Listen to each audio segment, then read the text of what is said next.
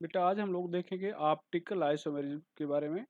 पिछले लेक्चर पे geometrical isomerism पढ़ लिया गया था, तो चर्चा करते हैं ऑप्टिकल आइसोमेरिज्म। यहाँ पर देखें,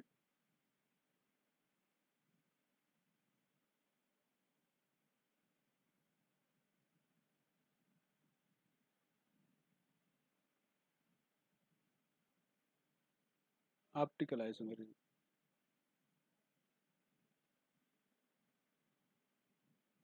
इन such type of isomerism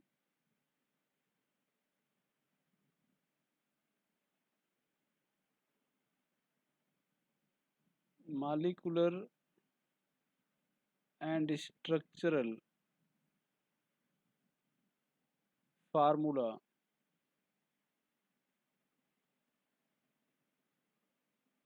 of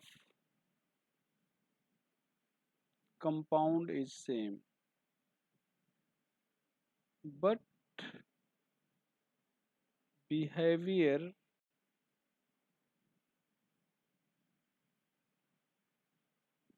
towards plane polarized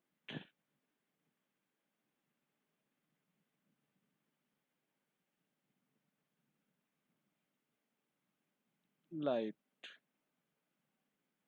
short में पीपी लाइट बोलेंगे, is different.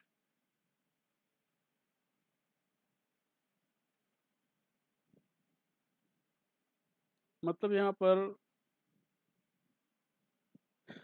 Molecular formula and structural formula ये दोनों सेम होगा। ये मॉलिक्यूलर फार्मूला है एंड स्ट्रक्चरल फार्मूला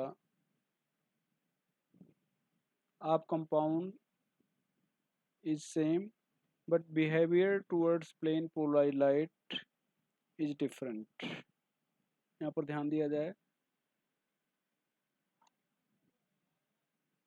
यहाँ पर हम लोग एक लाइट सोर्स लेते हैं।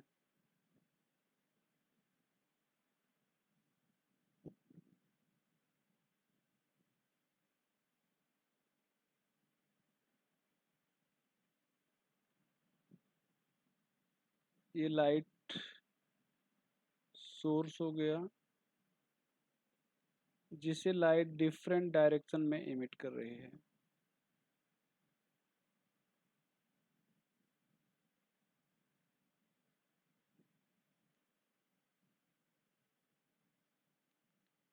यहाँ पर ये निकल प्रिज्म हो गया,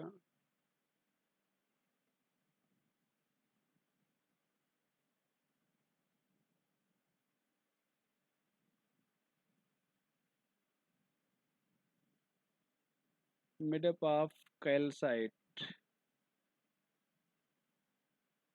कैल्साइट का बना होता है। तो ये जो लाइट है ये एक ही, यहाँ पर ध्यान दें, ये डिफरेंट डायरेक्शन में वाइब्रेट कर रही है। और ऐसी लाइट जिसका वाइब्रेशन एक ही डायरेक्शन में होता है उस लाइट को आप पीपी लाइट कहते हैं। तो ये जो लाइट हो जाएगी इस लाइट को आप कहेंगे पीपी लाइट। अब इस पीपी लाइट को आप क्या करेंगे, पास करेंगे यहाँ पर केमिकल कंपाउंड के सॉल्यूशन से। तो जब यहाँ पर केमिकल कंपाउंड के सॉल्यूशन से, सॉल्यूशन ऑफ केमिकल कंपाउंड,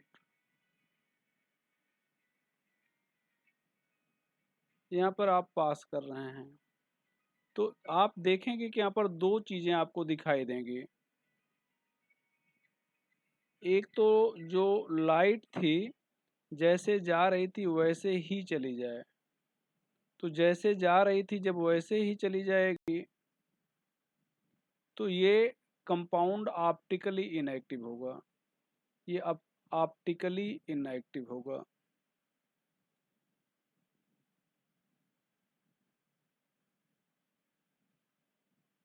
मतलब अगर लाइट वैसे ही बिना किसी डेविएशन के पास हो गई तो ऑप्टिकली इनएक्टिव होगा। और या तो लाइट हो सकता है कि इसका जो प्लेन है किसी एक डायरेक्शन में ये रोटेट कर जाए।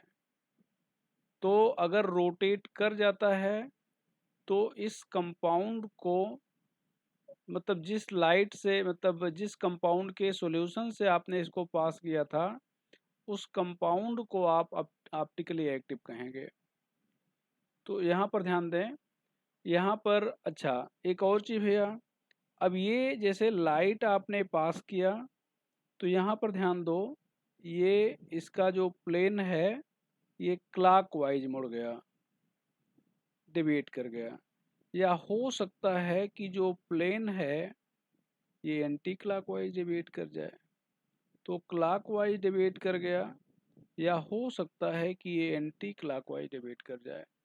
तो क्लॉकवाइज डिविएट करेगा ये, क्लॉकवाइज डिविएशन, ये यहाँ पर लिख देते हैं क्लॉकवाइज।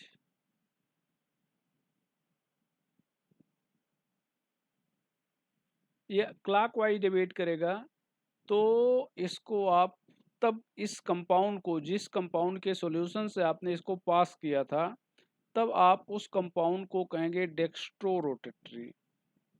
तब आप कहेंगे डेक्स्ट्रो रोटेटरी। और रिप्रेजेंट करेंगे स्मॉल डी से। ध्यान रखिएगा स्मॉल डी रहेगा, कैपिटल नहीं, आर प्लस साइन से।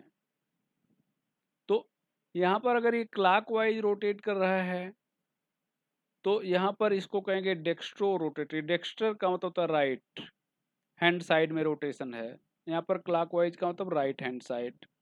ये राइट हैंड साइड में ये रोटेशन है। तो राइट हैंड साइड में रोटेशन है जिसको आप क्लॉकवाइज रोटेशन कर रहे हैं। दूसरा हो सकता है कि ये anti clockwise, left hand side, left hand side or anti clockwise rotation है, ये एंटी है रोटेशन। अगर ऐसा है एंटी क्लॉकवाइज रोटेशन है तो आप इसको कहेंगे लीवो रोटेटरी। लीवो रोटेटरी, इसको आप रिप्रेजेंट करेंगे स्मॉल एल से या माइनस साइन से।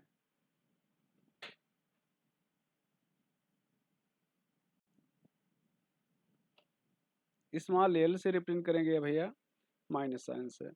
तो ये देखो यहाँ पर लाइट सोर्स है, यहाँ पर लाइट सोर्स से मतलब लाइट जो निकल रही है उसको आप निकल प्रिज्म, जो कैल्शियम कार्बोनेट या कैल्साइट का बना होता है, जब पास करते हैं तो लाइट का जो वाइब्रेशन है वो एक ही डायरेक्शन में होता है। ऐसी लाइट जो एक ही डायरेक्शन में वाइब्रेट करती है उसको प्लेन पोलराइज लाइट कहते हैं। प्लेन पोलराइज लाइट को किसी कंपाउंड के सॉल्यूशन से पास करते हैं तो यहाँ पर आपको दो चीज़ें देखने को मिल सकती हैं कि कंपाउंड, मतलब ये जो लाइट है सीधे पास कर जाए बिना किसी डेविएशन के। अगर ऐसा होता है तो कंपाउंड जिसके सॉल्यूशन से पास किया गया था, ऐसे कंपाउंड को आप ऑप्टिकली इनएक्टिव कंपाउंड कहोगे। और दूसरा हो सकता है कि ये जो लाइट है इसका प्लेन, यहाँ पर ध्यान दो, यहाँ पर ये प्लेन ऐसे दिख रहा है लेकिन इसका प्लेन डेविएट कर जाएगा। तो यहाँ पर ध्यान दो, ये प्लेन, यहाँ पर देखें ये प्लेन मुड़ गया, ये क्लॉकवाइज मुड़ा है, यहाँ पर ये एंटी क्लॉकवाइज मुड़ा है लेफ्ट हैंड साइड में। तो ये किसी भी साइड में मुड़ गया तो जो कंपाउंड था जिसके सॉल्यूशन से आपने पास किया था उसको आप ऑप्टिकली एक्टिव कंपाउंड कहेंगे। अब अगर ये क्लॉकवाइज मुड़ा है तो फिर आप उसको डेक्स्ट्रो रोटेटरी कहेंगे।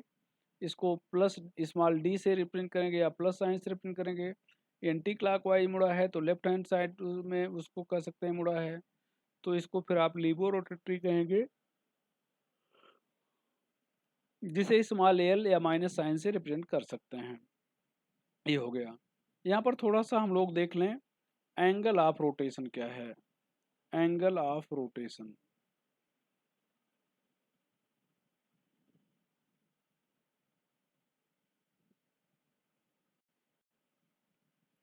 एंगल ऑफ रोटेशन तो यहाँ पर ध्यान दो, इसकी कोई डिफिनीशन से बहुत मतलब नहीं है। ये मतलब जैसे ये प्लेन जैसे इस तरह से पास हो रहा है, तो यहाँ पर ध्यान दो, ये जैसे मतलब ये यहाँ पर आप देख रहे हैं, ये एक प्लेन पोलराइज लाइट ले रहे हैं, ये प्लेन है, ये प्लेन, ये ऐसे लाइट जा रही थी। लेकिन जब यहाँ पर आप किसी कंपाउंड के सॉल्यूशन से आपने इसको पास किया ऐसे, ये सॉल्यूशन है, तो जब आपने सॉल्यूशन से पास किया तो यहाँ पर ये रोटेट कर गया इसका। अब ये प्लेन रोटेट कर गया। अब ये जिस मतलब ये ध्यान दो, ये जिस एंगल से रोटेट किया है, इस एंगल को आप कहेंगे एंगल ऑफ रोटेशन। ये क्या कहलाएगा? Angle of rotation. तो मतलब ये हो गया कि किसी भी कंपाउंड को, मतलब प्लेन पोलराइज लाइट को किसी भी कंपाउंड के सॉल्यूशन से जब पास करते हैं, तो उसका प्लेन जिस एंगल से रोटेट कर जाता है, उस एंगल को आप कहते हैं एंगल ऑफ रोटेशन। तो यहाँ पर आप लिख सकते हैं angle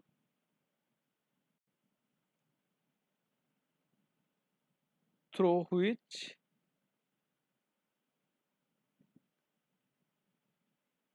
plane of plane polarized light get rotated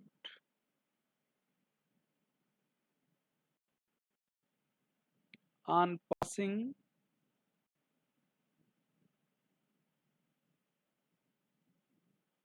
through solution of compound।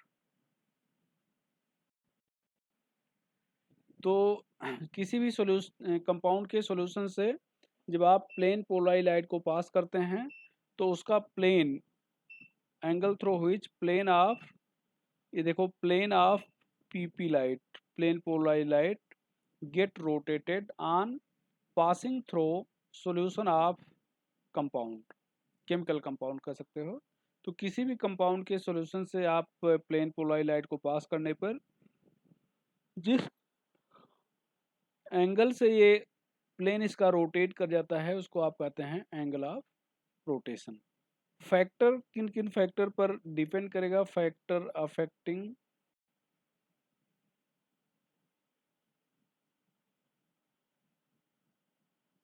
Factor affecting किन फैक्टर पर डिपेंड करेगा? तो nature of chemical compound,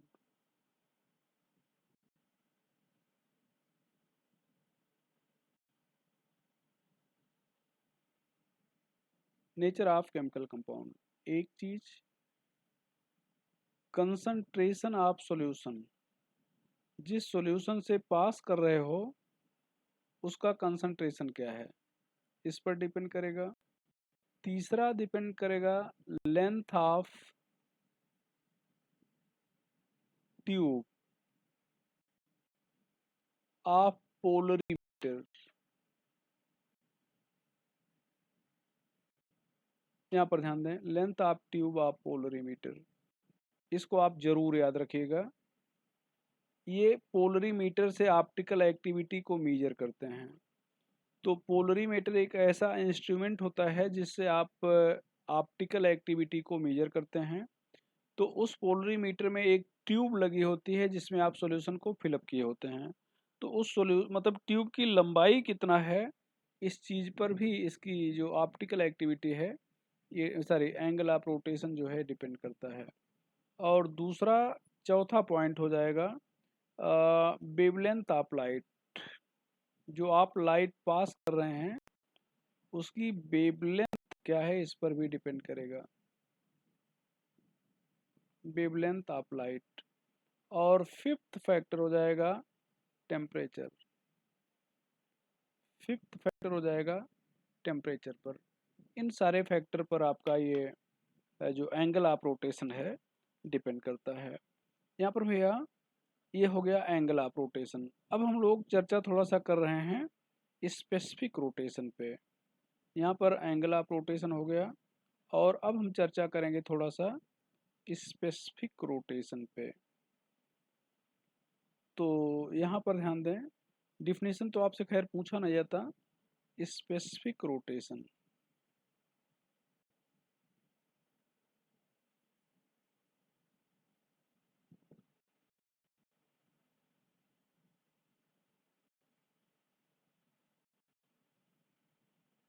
specific rotation.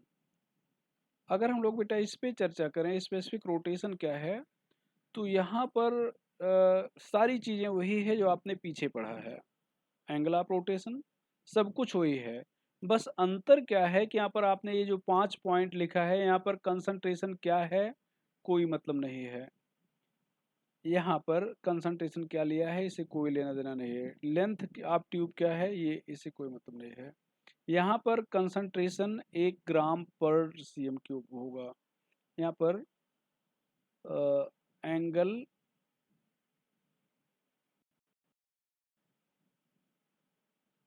through which plane of plane polarized light rotated on passing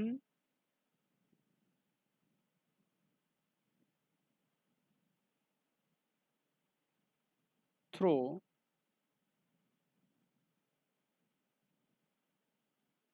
a solution of concentration 1 gram per cm cube filled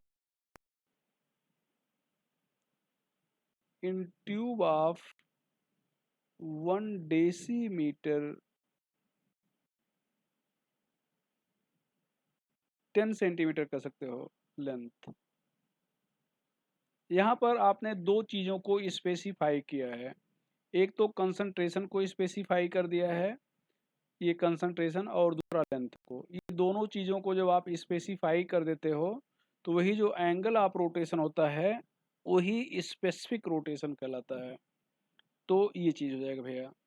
यहाँ पर ध्यान दो, definition से कोई मतलब नहीं है। यहाँ पर आप अल्फा से रिप्रेजेंट करते हैं, इसको कैपिटल ब्रैकेट के अंदर लिखते हैं। यहाँ पर ये हो जाएगा थीटा, यहाँ पर एल, यहाँ पर हो जाएगा सी। अब ये इसको आप कह रहे हो स्पेसिफिक रोटेशन, स्पेसिफिक रोटेशन, इसको आप कह रहे हो angle of rotation.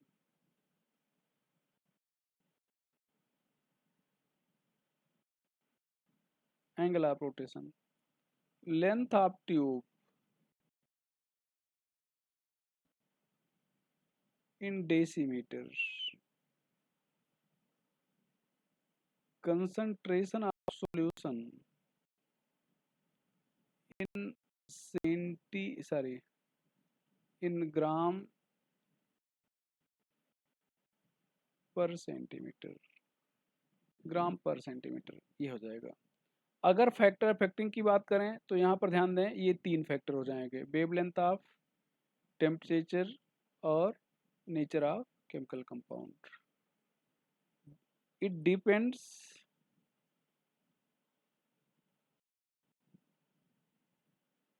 Upon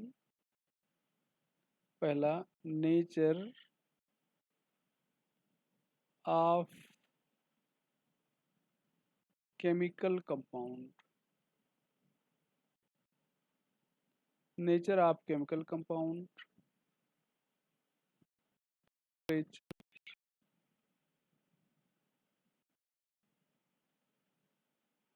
wavelength of light,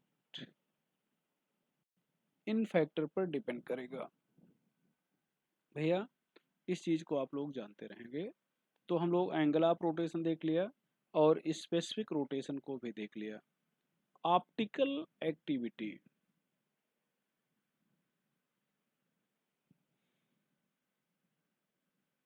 पे चर्चा करेंगे, लेकिन पहले हम लोग कायरल कार्बन पे देख चर्चा करना है।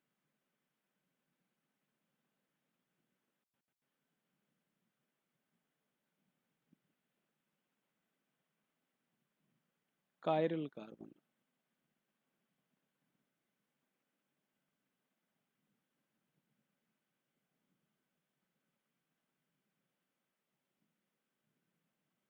Carbon from which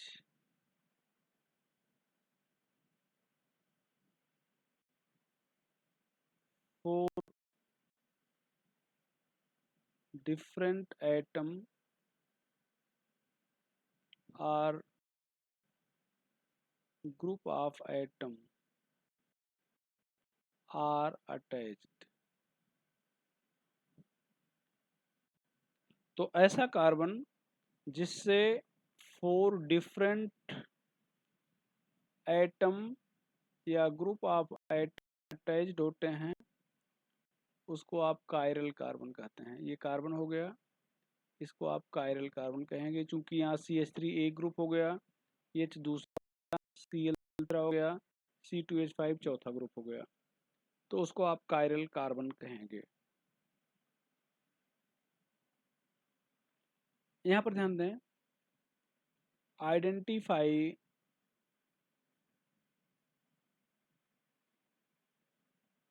chiral carbon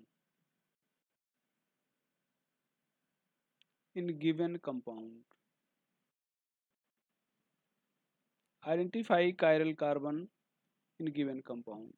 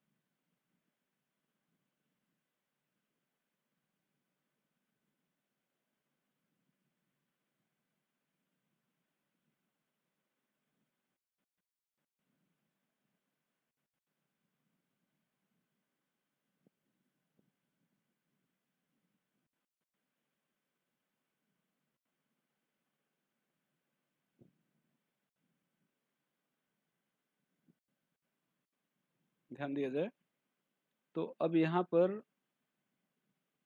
ये कार्बन कायरल है।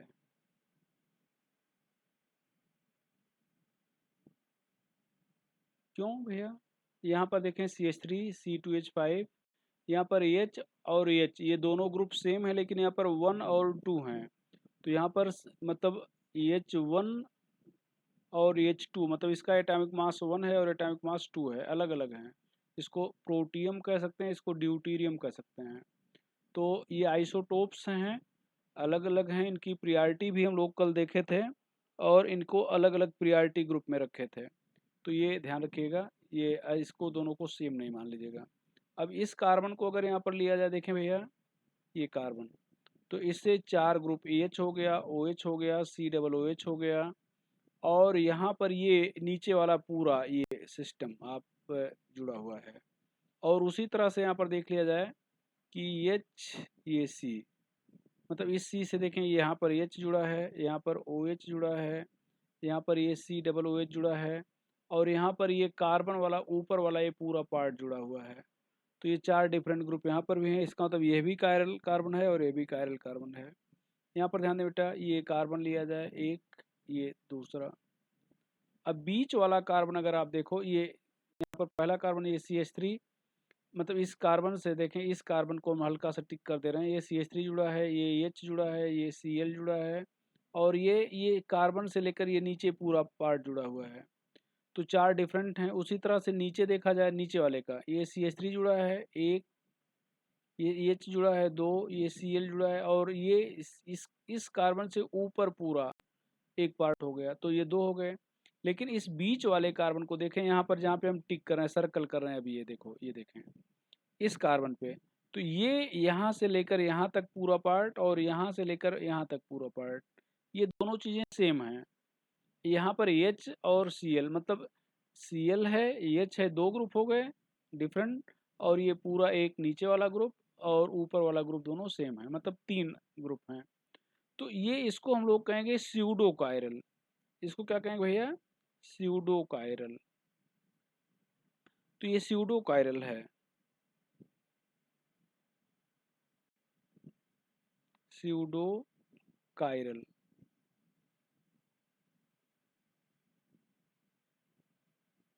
Behaves as chiral.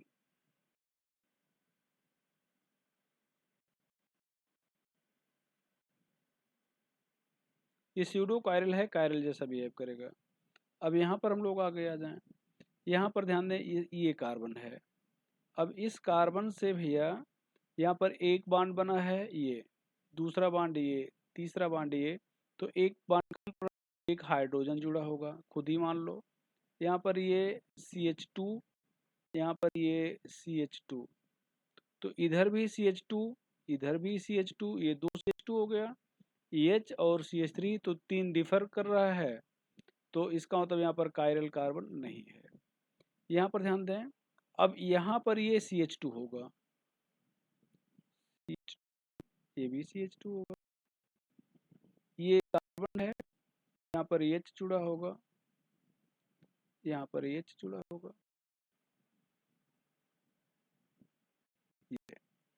अब अगर आप ध्यान दो इस कार्बन को, तो इस कार्बन से यहाँ पर CH3 जुड़ा, CH2 जुड़ा, H जुड़ा, ये तीन ग्रुप हो गया। और ये पूरा ऊपर एक, यहाँ से लेकर ऊपर आप आगे देखें तो ये CH है, ये CH जुड़ा, CH2 जुड़ा, H जुड़ा, CH3 जुड़ा, तो मतलब ये कार्बन जो आप देख रहे हो ये कायरल कार्बन है। उसी तरह से ऊपर देखें, तो ऊपर जब हम लोग देखेंगे तो यहाँ पर CH3 जुड़ा है, H जुड़ा है, CH2 जुड़ा है, और नीचे पूरा पार्ट जुड़ा है। तो ये चार डिफरेंट मतलब ग्रुप जुड़े हैं, तो ये भी कायरल कायरल कार्बन है। तो एक कार्बन कायरल हो गया, दो कायरल हो गए। अच्छा, अब यहाँ पर ध्यान दें, यहाँ पर इस कार्बन को देखा जाए, इस कार्बन से यहाँ पर एक ऑक्सीजन जुड़ा है, ये देखो, इस कार्बन की बात कर रहे हैं। और यहाँ पर CH2 जुड़ा है, ऑक्सीजन हो गया, CH2 हो गया, ये CH3 हो गया, और ये जो H है ये भी एक ग्रुप जुड़ा है, तो O CH2 H CH3, इस कार्बन से चार डिफरेंट ग्रुप जुड़े हैं, तो ये कायरल कार्बन है। तो इस तरह से हम लोग कायरल कार्बन देख लिए भैया। अब कायरलिटी देख लिया जाए। अच्छा, कायरल कार्बन हो गया, तो कायरल नाइट्रोजन भी होता है। Chiral nitrogen,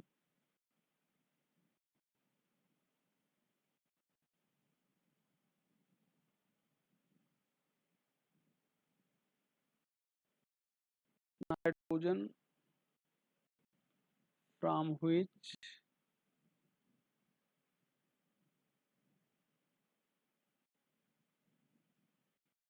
four different group are attached। यहाँ पर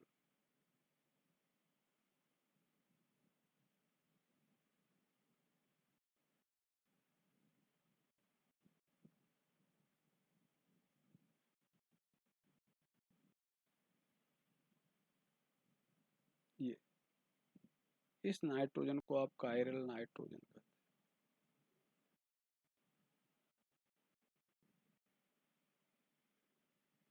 कायरलिटी,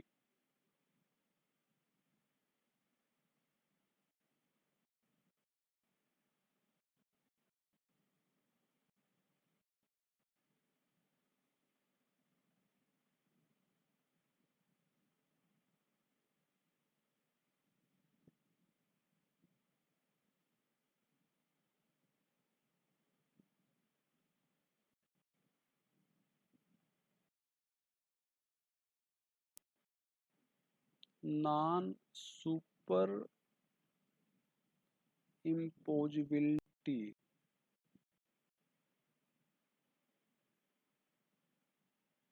ऑफ मिरर इमेज।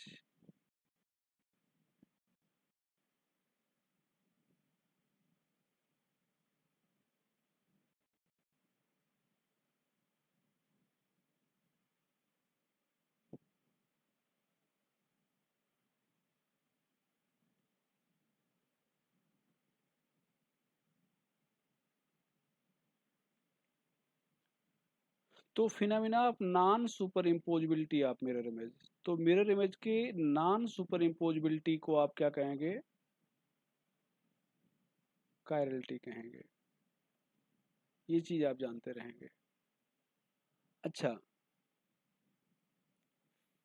यहाँ पर ध्यान दो, जैसे यहाँ पर लेटर ए आप लिख रहे हो भैया, लेटर ए,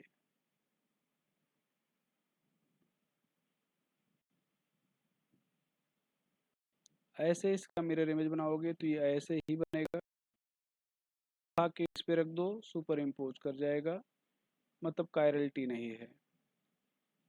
ओ है, इसको उठा के आप ऐसे रख दोगे, सुपर इम्पोज कर जाएगा, कायरलिटी नहीं है। यहाँ पर यम है, मिरर इमेज बनाओगे, ऐसे उठा के इस पे रख दोगे, सुपर इम्पोज कर जाएगा, कायरलिटी नहीं है। बी है, इसका मिरर इमेज बनाओगे, ऐसे इसको उठा के इस पे रखोगे, सुपर इम्पोज नहीं करेगा, कायरलिटी पाई जा रही है। ऐसे रखोगे, सुपर इम्पोज नहीं करेगा, कायरलिटी पाई जा रही है। तो ये हो गया chirality. Optical activity,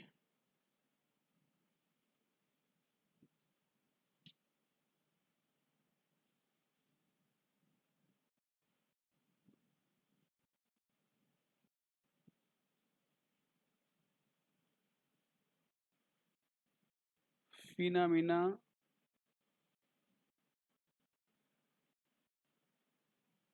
of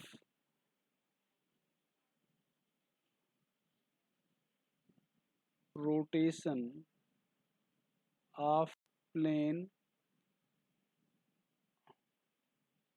of plane polarise, phenomena of rotation of plane polarise light. तो प्लेन पोलराइज लाइट के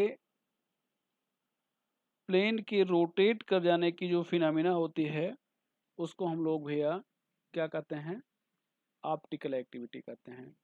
मीजर्ड बाई पोलरीमीटर, अगर आपसे कहा जाए इसको कैसे मीजर करते हैं, तो आप कहेंगे बाई पोलरीमीटर। तो इसको आप पोलरीमीटर से मीजर करते हैं। इस चीज़ को ध्यान रखिएगा, ये पूछा जाता है पोलरीमीटर, कोलरीमीटर, बहुत सारे मीटर करके आपसे पूछते हैं। तो इस चीज़ को आप लोग ध्यान रखिएगा कि इसको आप पोलरीमीटर से मेजर करते हैं। यहाँ पर condition,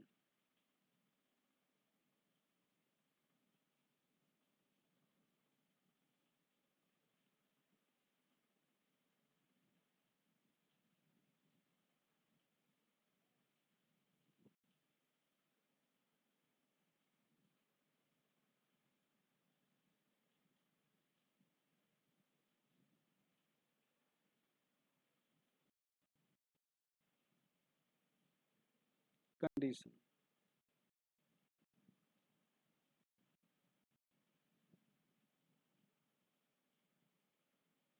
of optical activity,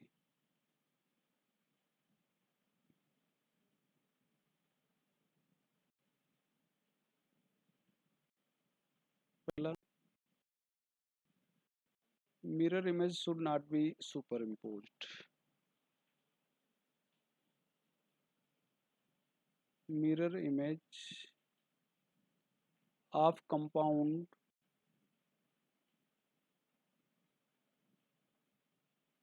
should not be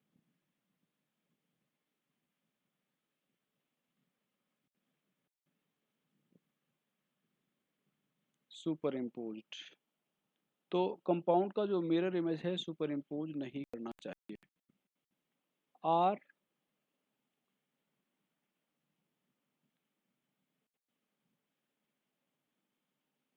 compound should be chiral, are, ये तीनों पॉइंट जो लिखे जा रहे हैं एक ही हैं, ध्यान रखिएगा, तीनों 3 पॉइंट नहीं हैं। कंपाउंड शुड बी डिसिमेट्रिक,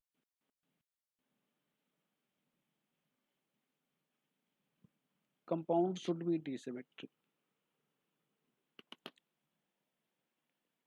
तो तीनों एक ही पॉइंट हैं कि सुपर इम्पोज नहीं करना चाहिए, मिरर इमेज को सुपर इम्पोज नहीं करना चाहिए। और कौन सा कंपाउंड सुपर इम्पोज नहीं करेगा? जो कायरल होगा। कौन सा कंपाउंड कायरल होगा? जो डिसिमेट्रिक होगा। डिसिमेट्रिक का मतलब क्या हो गया? Lack i.e.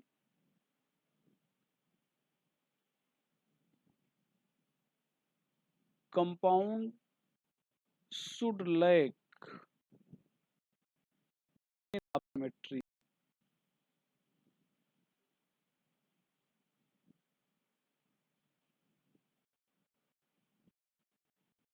Plane of symmetry, axis of symmetry,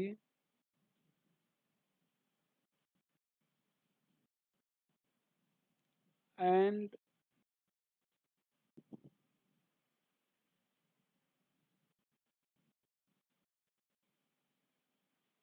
centre of symmetry.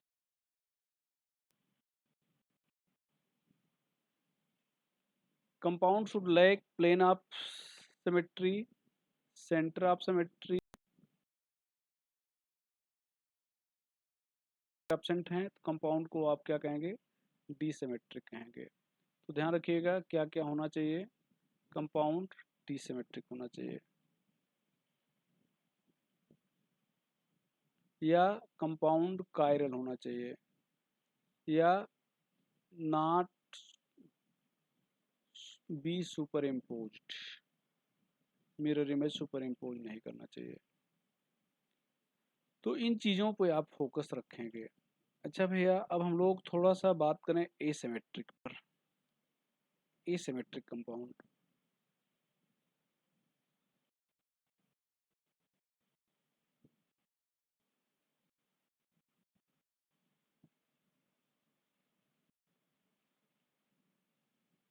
Asymmetric compound पे अगर आपसे कोई चर्चा करना चाहता है कि व्हाट इज एसिमेट्रिक कंपाउंड, तो आप कहेंगे डिसिमेट्रिक कंपाउंड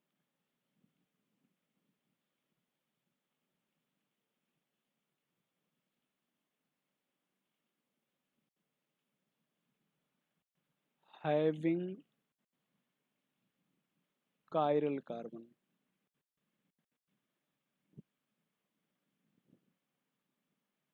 यहाँ पर हम आपको एक बहुत इम्पॉर्टेंट चीज़ बताना चाहेंगे। अगर आपसे कोई कहता है कि for a compound to be optically active it should be asymmetric और dissymmetric, a compound should be dissymmetric और एसिमेट्रिक, तो आप कहेंगे कंपाउंड शुड बी डिसिमेट्रिक। अगर आपको और चीज़ बता दें, एक कंपाउंड एसिमेट्रिक है तो वो निश्चित रूप से ऑप्टिकली एक्टिव होगा। कंपाउंड एसिमेट्रिक है तो वो निश्चित रूप से ऑप्टिकली एक्टिव होगा।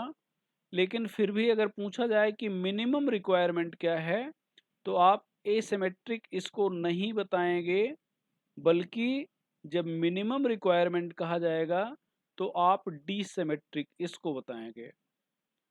फिर से आपको बता दें, अगर कंपाउंड एसिमेट्रिक है तो कंपाउंड निश्चित रूप से ऑप्टिकली एक्टिव होगा। फिर भी आपसे पूछा जाए कि कंपाउंड एसिमेट्रिक होना चाहिए या डिसिमेट्रिक होना चाहिए, तो आपका आंसर होगा डिसिमेट्रिक होना चाहिए।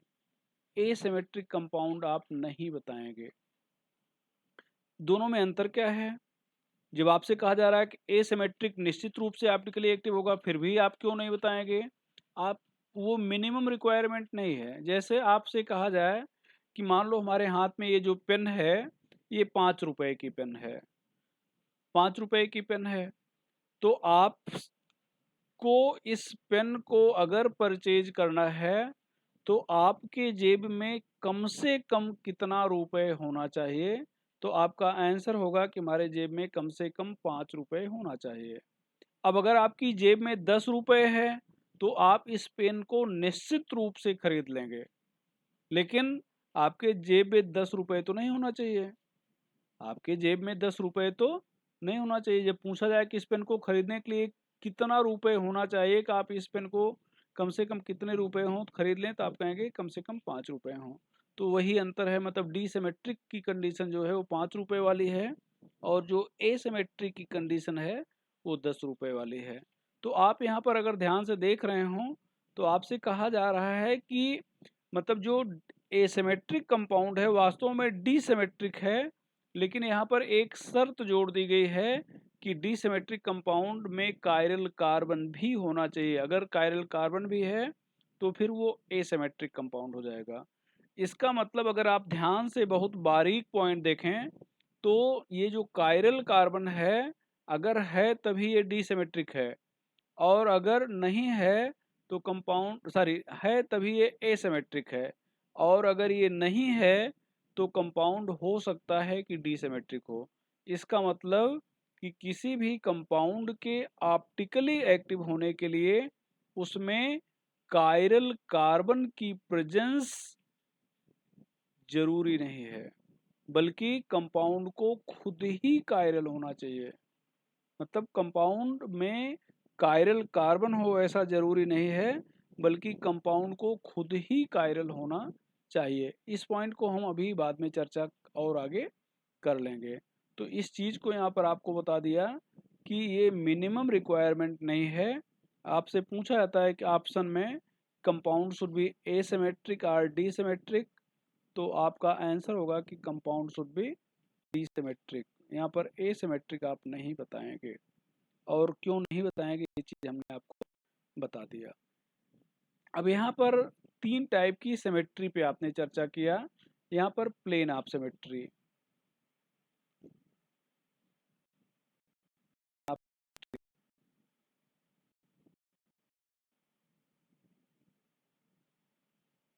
यहाँ पर प्लेन ऑफ सिमेट्री। तो प्लेन ऑफ सिमेट्री पे आप क्या करने वाले हैं? प्लेन ऑफ सिमेट्री का मतलब एक ऐसा प्लेन जो कंपाउंड को 2 इक्वल हाफ में डिवाइड कर दे। If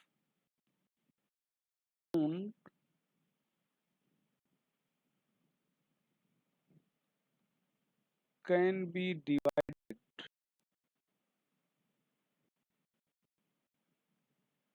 into 2 equal half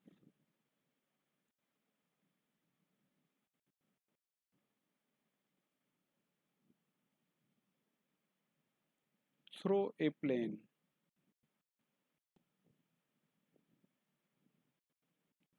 and both are mirror image.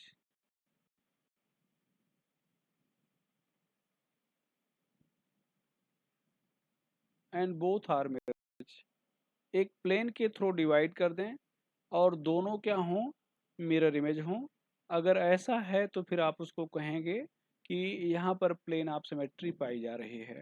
यहाँ पर ध्यान दें बेटा, जैसे आपने ओ एच लिखा, यहाँ पर एच लिखा, ये सी, ये ओ सी डबल ओ एच, यहाँ पर एच, यहाँ पर सी डबल ओ एच, ये यहाँ पर एक प्लेन है। इस प्लेन से आप इसको 2 इक्वल हाफ में डिवाइड कर दे रहे हैं, देखें, और दोनों एक दूसरे के मिरर इमेज हैं, तो यहाँ पर प्लेन ऑफ सिमेट्री पाई जा रही है। अब ये प्लेन जो पास हुआ है इसको आप प्लेन कह रहे हो, प्लेन है, तो इस ये प्लेन 2 एटम के बीच से गया है। अब ये जो प्लेन है ये एटम के ऊपर से भी आप पास कर सकते हैं। ये ध्यान दो, यहाँ पर अगर आपसे कोई कहे कि यहाँ पर प्लेन ऑफ सिमेट्री पाई जाएगी या नहीं, तो आप ध्यान दो पाई जाएगी या नहीं, ये ध्यान दो, ये Cl यहाँ पर CH3 हो जाएगा। अब ये जो प्लेन है ये आपके एटम के ऊपर से भी जा सकता है। अब जो पार्ट ऊपर दिख रहा है वही पार्ट नीचे दिख रहा है मिरर इमेज, मतलब प्लेन ऑफ सिमेट्री पाई जा रही है, यहाँ पर भी पाई जा रही है। इस पर ध्यान दें।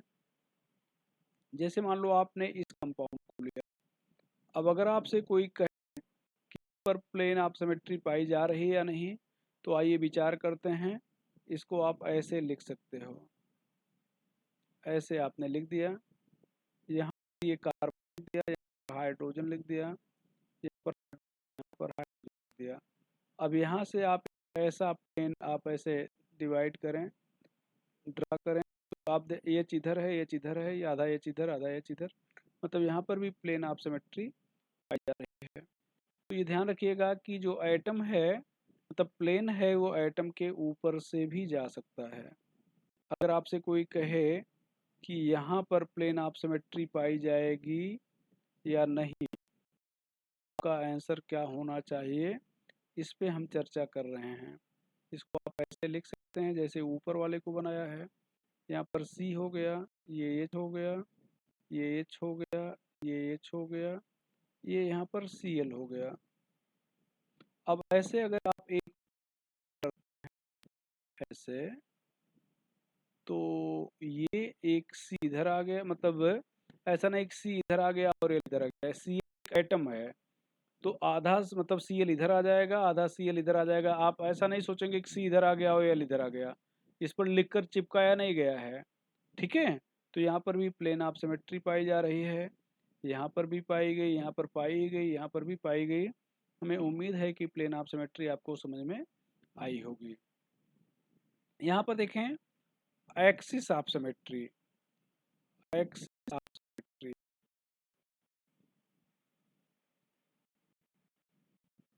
ये बहुत रेयर होती है,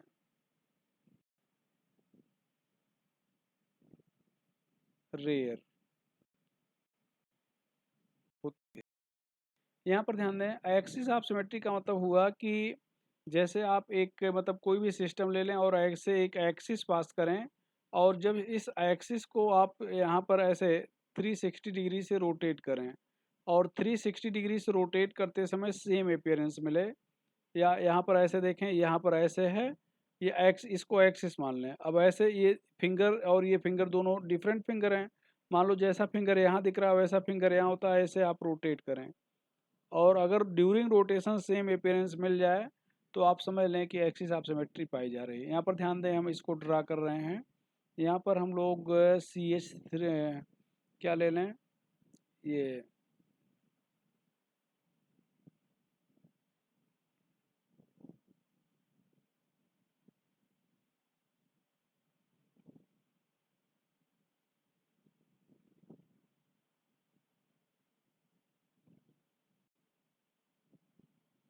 यहाँ पर एक एक्सिस ऐसे पास कर रहे हैं। अब जब एक्सिस पास करेंगे, इसको ऐसे रोटेट करेंगे, ध्यान दो, ऐसे रोटेट करेंगे, तो जब इसको ऐसे रोटेट करेंगे तो 360 डिग्री से रोटेट हमें करना है। तो अगर हम लोग ये केवल 180 से ही रोटेट करें, तो ये एच इधर आ जाएगा, ये एच इधर आ जाएगा, तब भी वैसे रहेगा। फिर 180 से रोटेट करेंगे तो ये एच जो इधर गया था फिर इधर आ जाएगा, मतलब सेम अपीयरेंस मिलेगा। तो सेम अपीयरेंस मिलेगा, इसका मतलब यहाँ पर एक्सिस ऑफ सिमेट्री पाई जा रही है। तो यहाँ पर अगर आपसे डिफाइन करने को, हालांकि पूछेगा नहीं, बस समझने को पूछेगा, if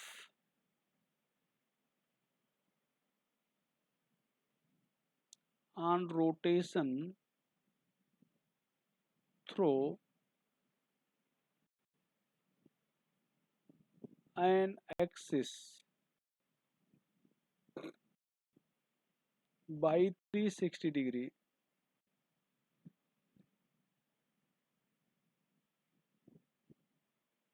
compound can be divided, compound have same appearance,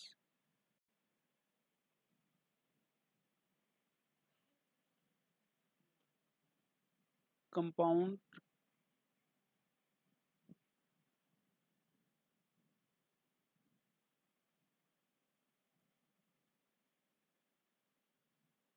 may have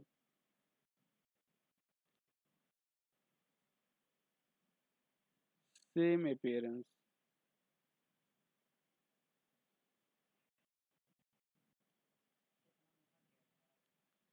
ये हो गया भैया। अब एक लास्ट में हम लोग देखते हैं सेंटर ऑफ सिमेट्री।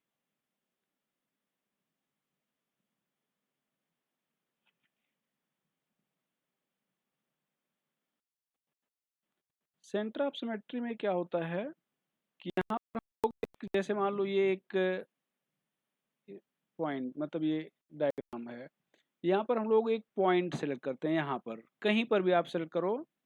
अब यहाँ पर क्या होना है कि आप इस पॉइंट से आप अपोजिट डायरेक्शन में इक्वल डिस्टेंस कवर करो। जैसे आप यहाँ से यहाँ पे चले ऐसे, और फिर यहाँ पे आए, उतनी ही दूर चलना है और सिस्टम दो इक्वल हाफ में डिवाइड हो जाए। लेकिन केवल एक मतलब डायरेक्शन में नहीं, आप किसी भी साइड में अपोजिट, जैसे आप इधर चले थे ऊपर नीचे, अब आप यहाँ पर साइड में चल रहे हो, यहाँ से यहाँ पे आ गए, यहाँ से यहाँ पे आ गए, तो ये देखो फिर ये डिवाइड हो गया। आप मान लो इस कार्नर को टच करते हो तो इसके अपोजिट साइड में ये कार्नर पड़ रहा है, फिर डिवाइड हो गया। आप मान लो इस कार्नर को टच करते हो तो आप इधर चलोगे, फिर डिवाइड हो गया। इसका मतलब आपको अपोजिट साइड में इक्वल डिस्टेंस, किसी भी दो अपोजिट साइड में चलना है, और इक्वल डिस्टेंस चलने पर ये डिवाइड हो जाए तो कहा जाएगा कि यहाँ पर सेंटर ऑफ सिमेट्री पाई जा रही है। अच्छा, यहाँ पर अगर कोई ग्रुप है तो जो ग्रुप यहाँ पे होगा, मान लो यहाँ पर जी है तो यहाँ पर भी जी होना चाहिए। यहाँ पर अगर यल है तो यहाँ पर यल होना चाहिए। ऐसा नहीं कि यहाँ पर यल है यहाँ पर जी कर दो, ऐसा नहीं। तो अगर एटम जुड़ा हुआ है तो सेम एटम जुड़े होने चाहिए, मतलब सेम एटम को हमें टच करना है। यहाँ पर ध्यान दें, यहाँ पर ऐसे ले रहे हैं,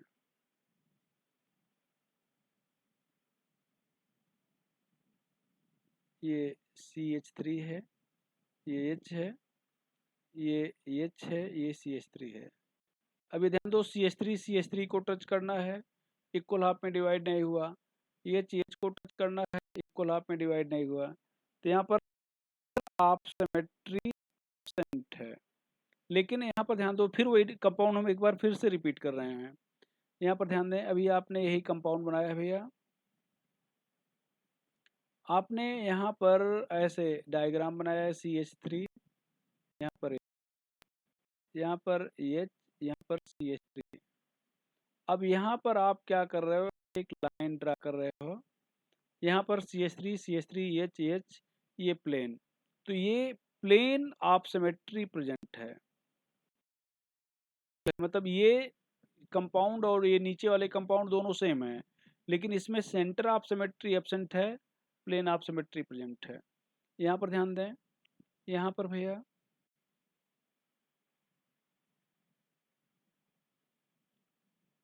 CH3, यहाँ पर H, यहाँ पर CH3, यहाँ पर H। अब ये CH3 को टच करना है, देखो ये इक्वल हाफ में डिवाइड हो गया। H को टच करना है, ये इक्वल हाफ में डिवाइड हो गया। तो आप यहाँ से चलेंगे, इक्वल हाफ में डिवाइड हो जाएगा। यहाँ पर मिरर इमेज की बात नहीं है, तो यहाँ पर प्रेजेंट है।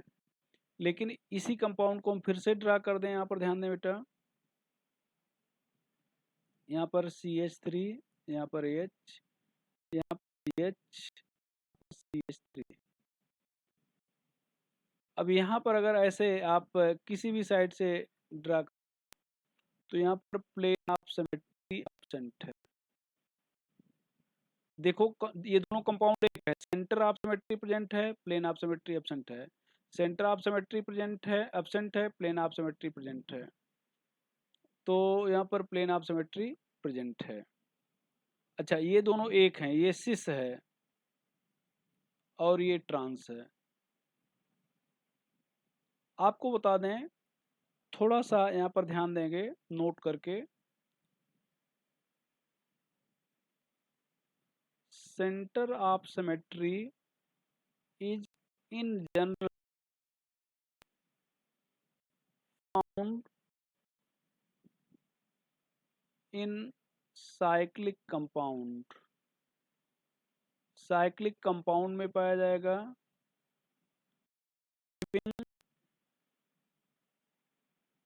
Even membered ring, even membered ring and attached group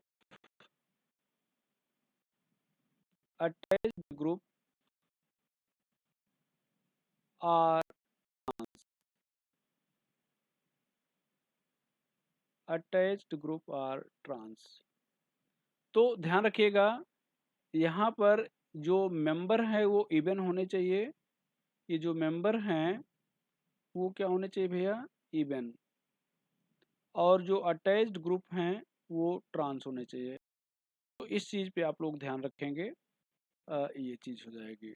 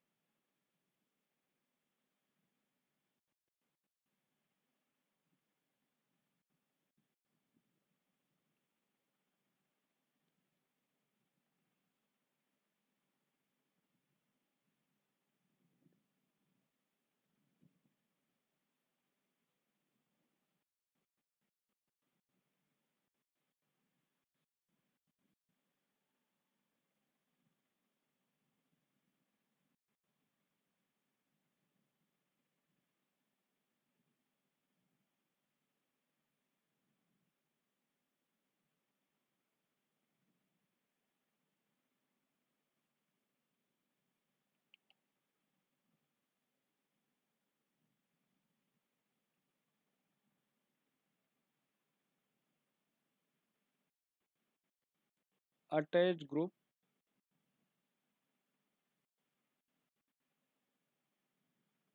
are trans, ये होना चाहिए। यहाँ पर ध्यान दें।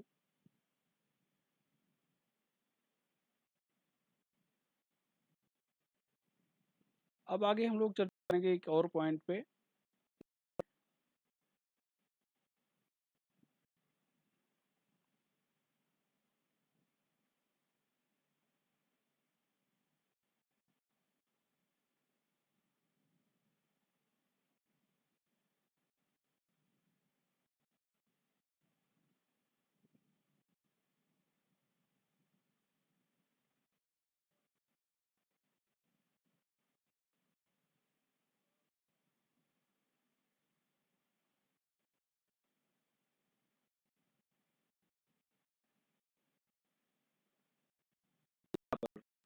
जब यहाँ पर सेंट्री प्रिंट है, इस ये इस सी करें, किसी को बाकी चर्चा लोग यहीं पर रहे हैं।